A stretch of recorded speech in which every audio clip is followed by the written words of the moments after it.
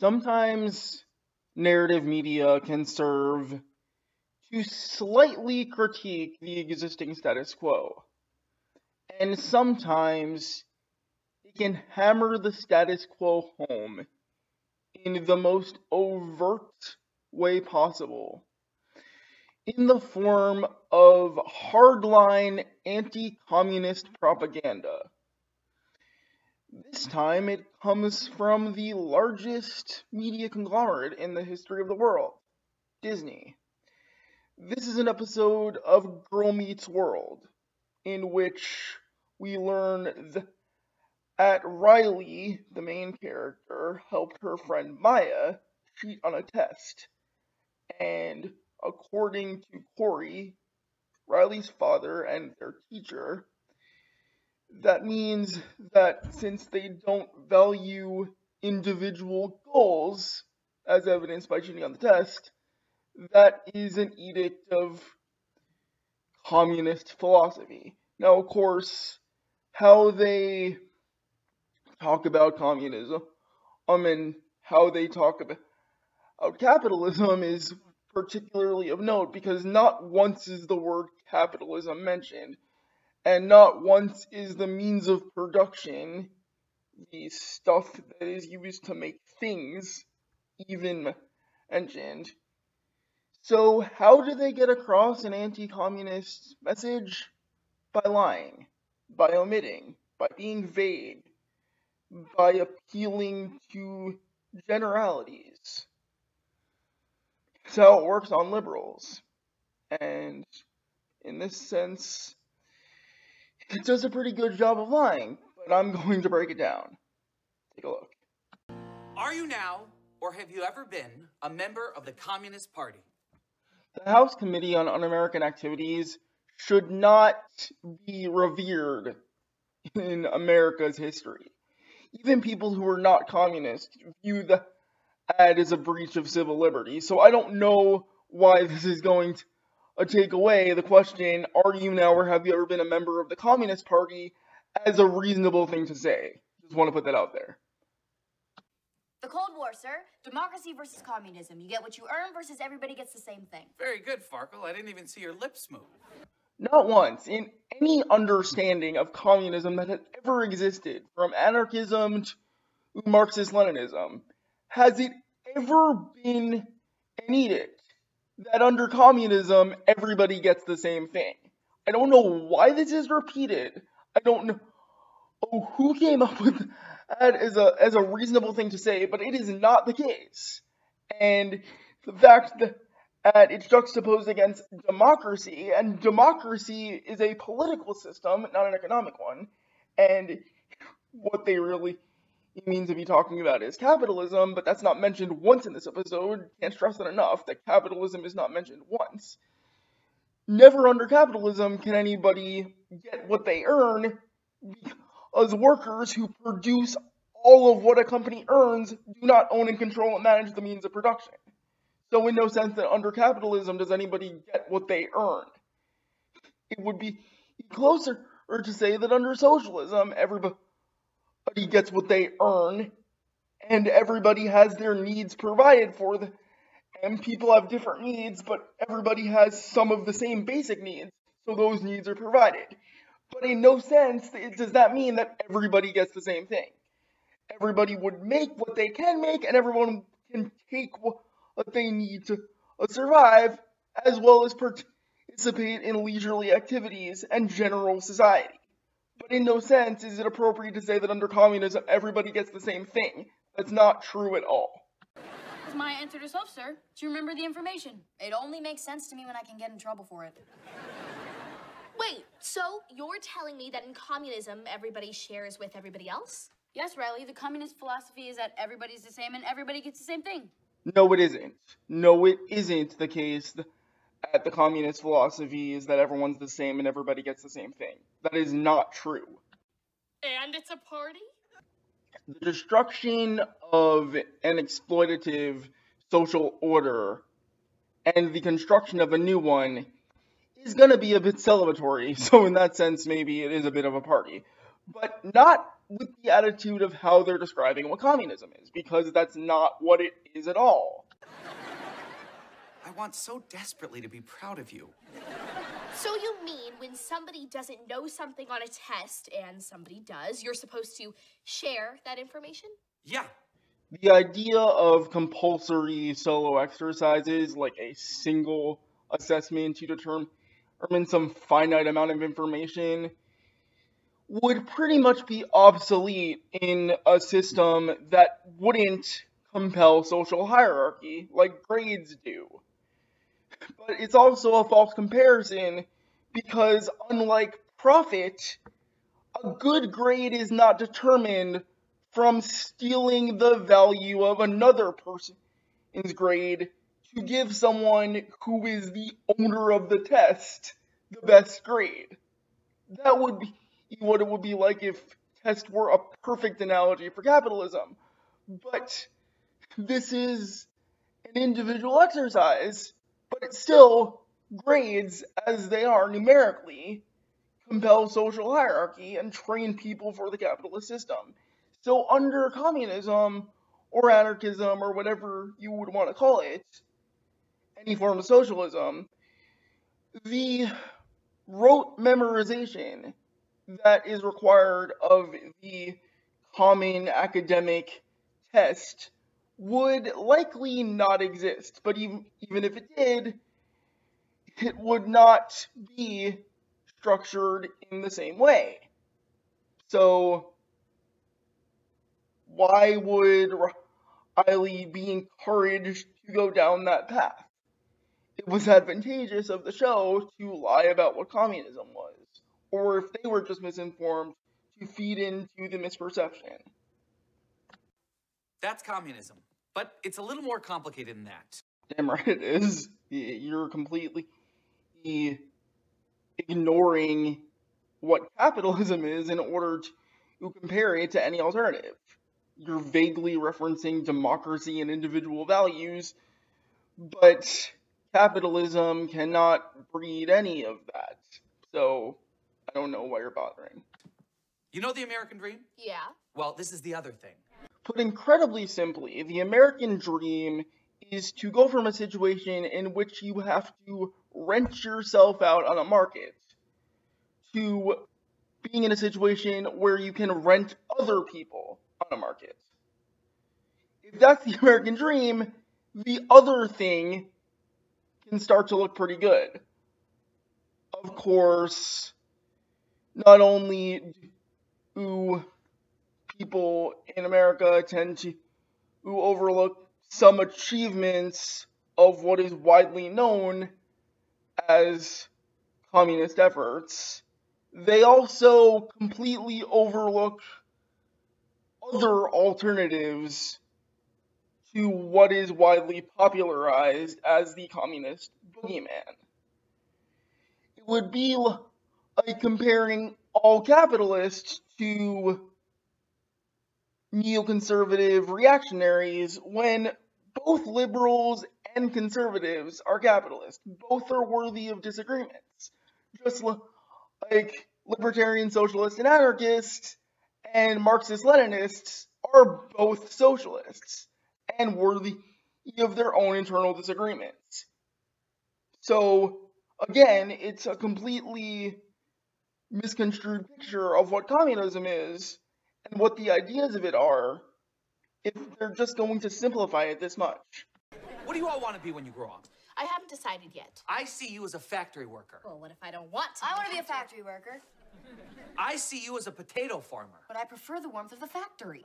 Who sees Riley as a factory worker and who sees Maya as a potato farmer? There would be no authority telling people what they may or may not do for their livelihood under communism.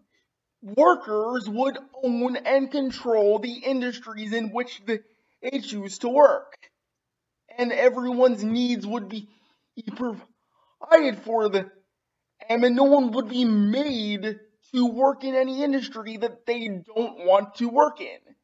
You know what system is capable of having that as a result? capitalism. Capitalism compels people to work in industries they don't want to in order to survive. That's what it does. Because a boss, an authority, oversees the means of production. Can I still take over the world? You sure can, just as long as everybody can take over the world with you. I'm not taking over the world with Factory Girl and Potato Head. Your individual goals don't matter. You're one of many. There are no social classes. Nobody is more or less successful than anybody else. That's communism. How does Corey define success? Does success mean economic power, or does success mean being able to thrive and follow your dreams? Because in a society in which you don't have to sell your labor for a wage in order to survive, you would be more free to do what you want to do with your life, to have the livelihood that you want to pursue without fear of death or destitution. So, in a sense of saying nobody is more or less successful than anybody else, what does that even mean? People have different parameters of success, but capitalism doesn't allow people to have different parameters of success because what everybody needs to do in order to survive is to sell their labor. Capitalism pretends that everybody has the same needs.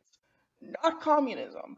Capitalism pretends that everybody must sell their labor for a wage in order to survive. And under capitalism, that's true, but we don't have to live under capitalism, in which a boss oversees the means of production and exploits the workers or his own personal gain. That doesn't have to be the case. So, to define success so narrowly as economic power, if everybody had equal amount of economic power, then nobody would take advantage of anybody. Nobody would exploit anybody. And Corey is still pretending that there is an authority dictating to Riley that she must be a factory worker, and dictating to Maya that she must be a potato farmer. That's not true. That's never going to be true. That isn't what happens under any system in which the workers control the means of production. I'm not down with communism. Sure you are. You're Robin Hood. Take from the rich, give to the poor. Did you guys hear that? Did you hear what Maya just said? I mean, she actually gets this stuff. Maya, you really did learn something. Doesn't this make you want to study by yourself? No, makes me want to cheat off of everybody equally. Yeah. Why should we be in competition with each other? Why should we be motivated by report cards? Why shouldn't we all help each other out to know exactly the same thing? Riley, look at this and choose your next words very carefully. Riley, you were so close.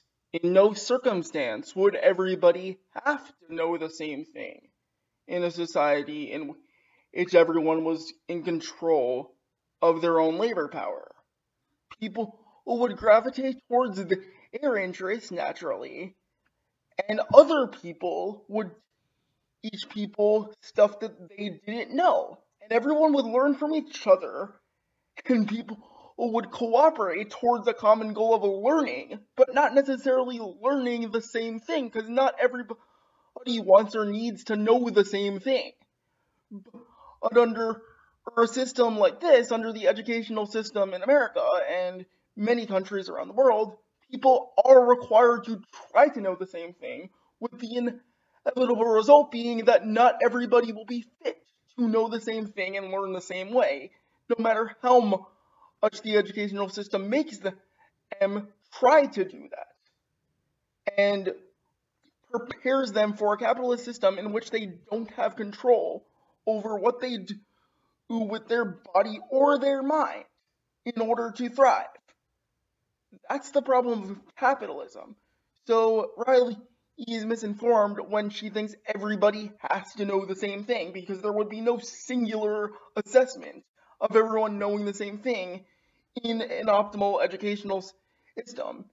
I don't know if that system would be adopted if capitalism were overthrown, but it certainly would be different than what the educational system is now, which exists to prepare us for the capitalist system. So Riley was so close, but not quite. Comrades! I pledge allegiance! Comrades of John Quincy Adams, unite! Lightning! Thunder! Darkness! Bunny rabbits! From each according to his ability. To each according to his need. Whoa! We're commies! It worked! Yay! Okay, think about this for a second. Which is a more optimal phrase? Is it, I pledge allegiance, I promise loyalty to a geopolitical power, and uphold its principles unconditionally? Or, comrades unite, friends work together with each other to achieve the best possible society? Which is more wholesome? Which is better? Which allows for the most freedom? As the episode continues, Maya is subject to the honor board in determining the appropriate actions to address as her cheating. Riley is on the honor board and sides with Maya, so she wants to find a lawyer to favor her side in the honor board, which posits that cheating is a perfectly adequate way to learn information. Again, not quite the correct lesson if you're learning about communism, but closer to the lesson that capitalism tries to teach you. So we pick it up here. Riley, you're not going to find a lawyer to defeat democracy. I mean, not even if you found some hyper-competitive freak of nature super lawyer.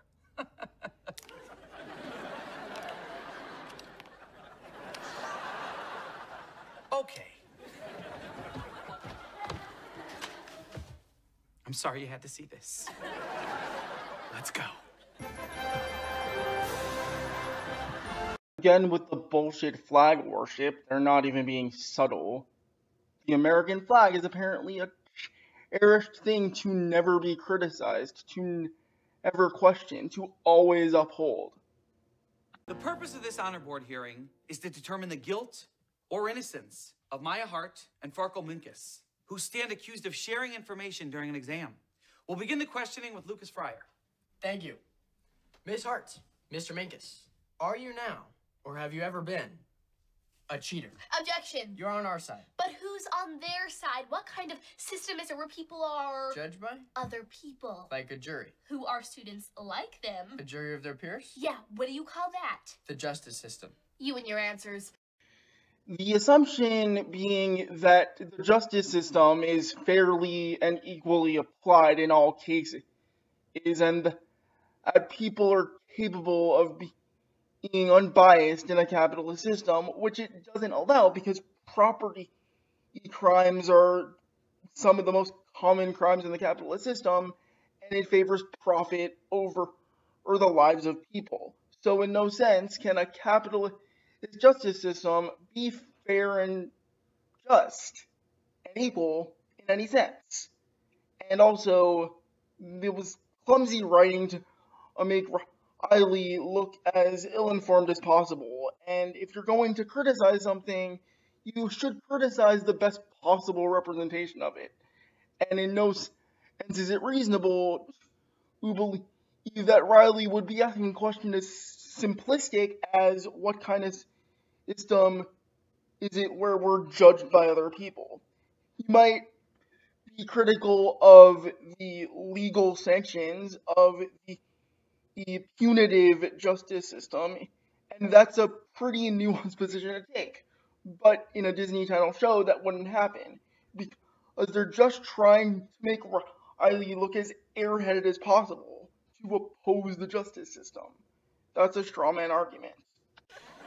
Well, I guess I don't have any more moves, do I? By the way, defense calls on my mommy. I win. So Riley calls on her mom, and again, Corey describes it as trying to defeat democracy. She asks Corey what he does during the test. He says that he trusts his students not to cheat. Topanga describes that as negligent and tries to see whether Maya acted alone in her cheating. So let's pick it up there. What happens next? Well, I look at the first question of the test, then I make this kind of face. Then I look at Riley, who's all like. Then I look at Farkle, who's all like. Done. But for the first time ever, I might have looked at Farkle like. And Farkle kind of might have won.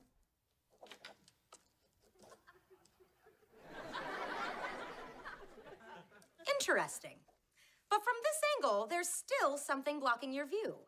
Yes, so it's possible Riley might have won.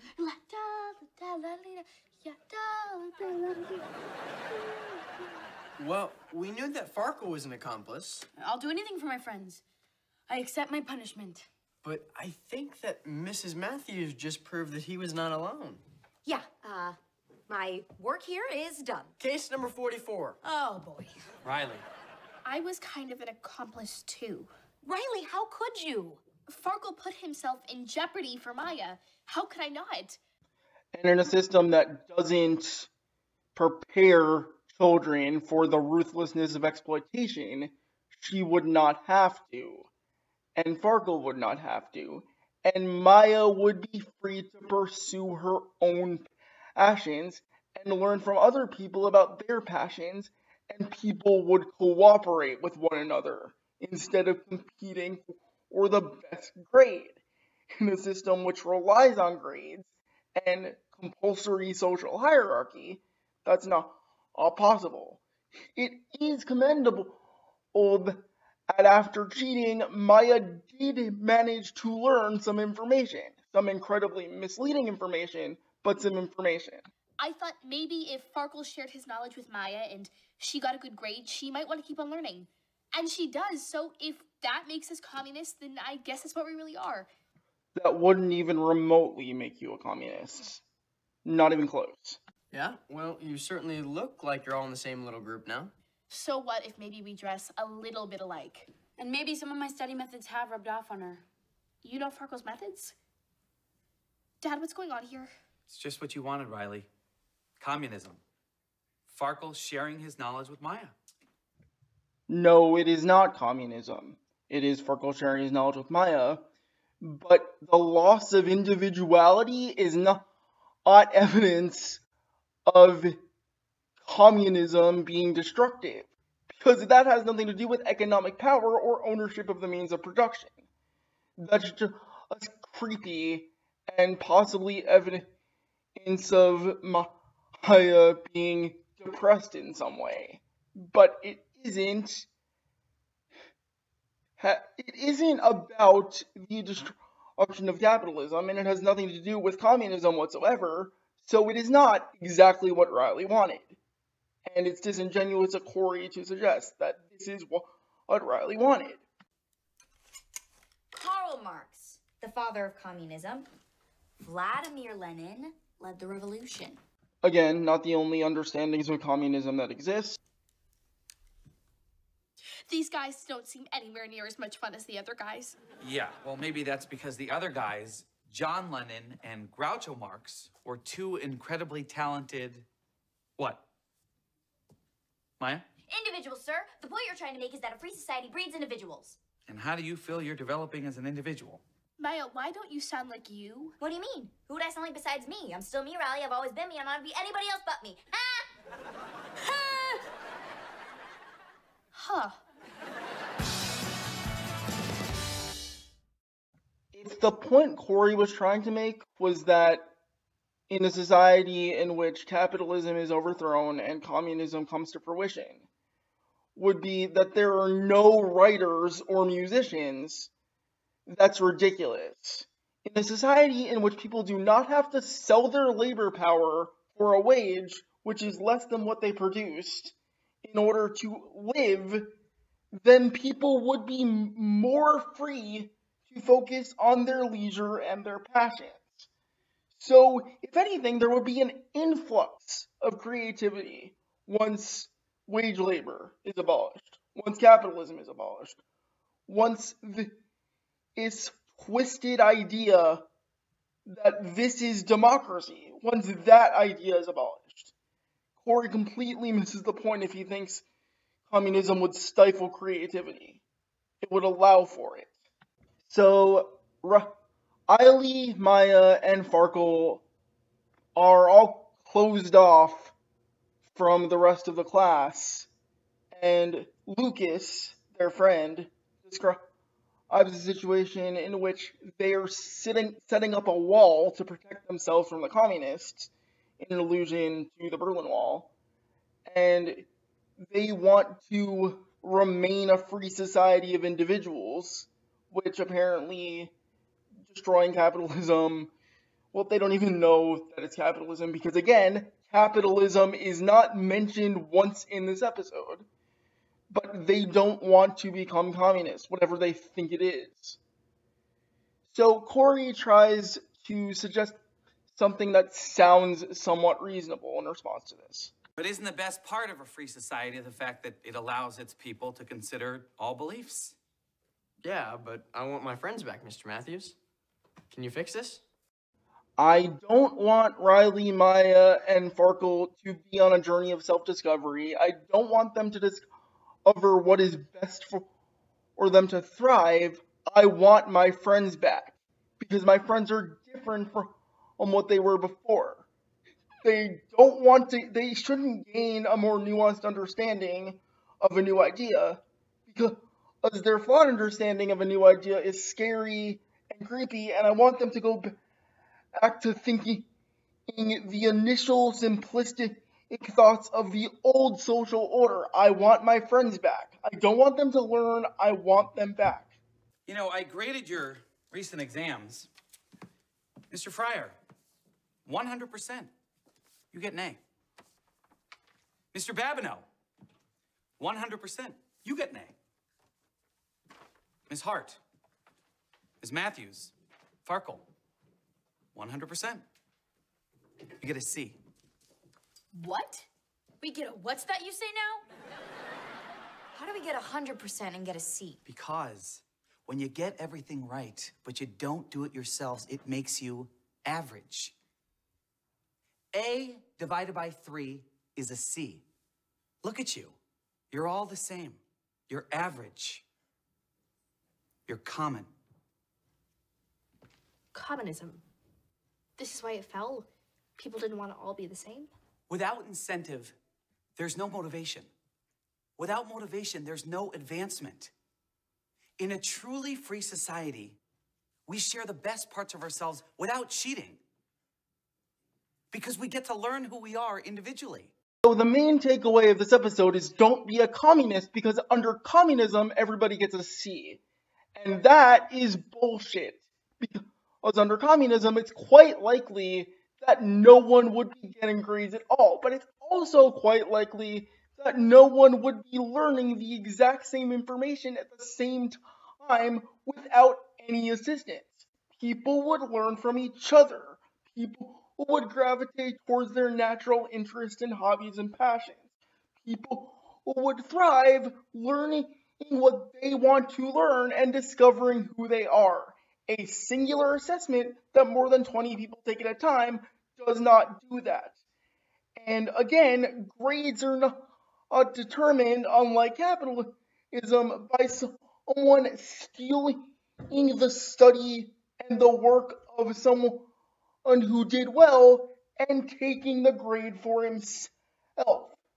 It is not a zero-sum game. It is possible for everyone in the class to get the correct answer to a question on a test. So it is not the case that under communism everybody gets a C and everyone's average, because there would not be any sense for grades. It wouldn't carry the force of penalty. Both Riley's descent into communist ideas and her falling back down to earth, so to speak, and becoming a regular capitalist like the show intended its audience to want to be, regular or capitalists, regular believers of liberalism, the very idea of that is based on a misconception. There wouldn't be a force of penalty for sharing information, but there also wouldn't be a necessity to only study one thing at a time, or the benefit of forced social hierarchy. That wouldn't be the case. It wouldn't need to be the case. Come on, guys. Separately, you're the best individuals I know. I miss you. Please come back. Maya? Yeah. I think I'd like it better if I was doing well because I was doing well. Great. So when you start laboring as an adult, you should lobby to seize the means of production. Because in that sense, you would be doing well because you're doing well. You wouldn't be getting less than what you deserve in the form of a wage, and you would not be getting more than what you produce in the form of profit. You would be doing well on your own merits, on your own labor. So if you want to do well because you're doing well, seize the means of production.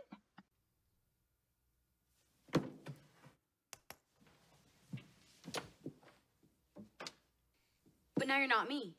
There's only one of you, Farkle.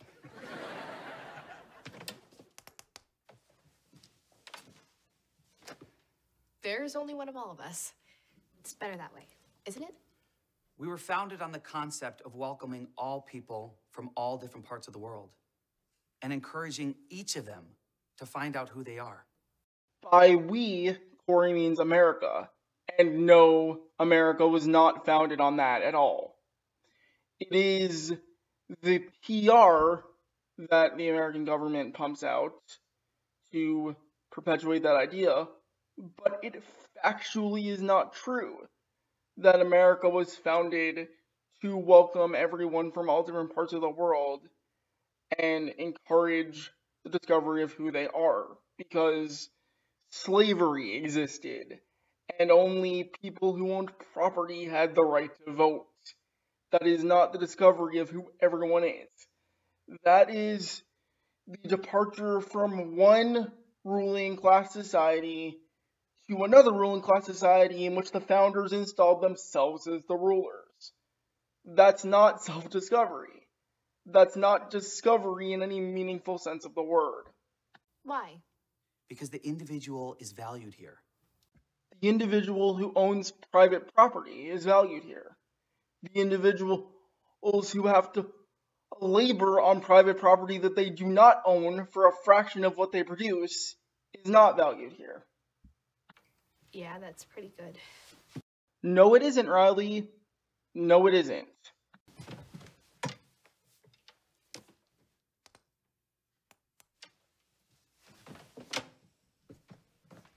There you are.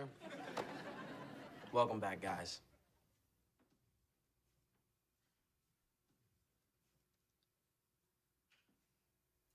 Riley, I'm proud of you.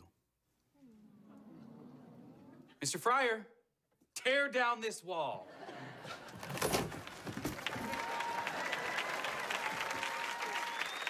No. Tear down the wall you like, but do not stop talking about this. They have misconceptions to correct, and more to learn, way more to learn, including, again, what capitalism is, because I cannot stress this enough. Capitalism was not mentioned once in this episode. So that's it. That's anti-communist propaganda coming from Disney Channel. That is what the media do to quell dissent. They scare us into thinking an alternative to this situation, no matter how much anyone is hurting, will always be infinitely worse. They make us think that capitalism values the individual, and that communism lumps everyone into the same identity, and no one is valued, and no one gets what they need. That's not the case. People need to be in control of their own labor power, to be in control of their own leisure, to be in control of their own work environment, to be in control of their own social life, to be in control of their lives. Capitalism does not allow for any of that. And fighting for an alternative, fighting for a society in which workers own the means of production, own the industries in which they work, and a society in which the community has a say in how the community is run, in how lives are handled, in how people manage their own lives, should be at the discretion of the people themselves. Capitalism doesn't allow for that. Communism would.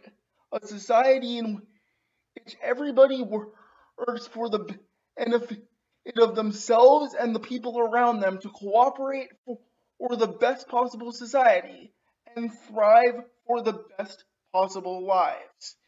An individualistic society is not such if it thrives on the exploitation of the majority of individuals in that society. But Girl Meets World would have you believe that it is. We can do better, and Disney Channel could do better, but chooses not to. So for Democratize the Media, I'm Jeremy Einbinder. Keep calling it out, keep fighting, and keep thriving for a better alternative. It's our turn. Thanks.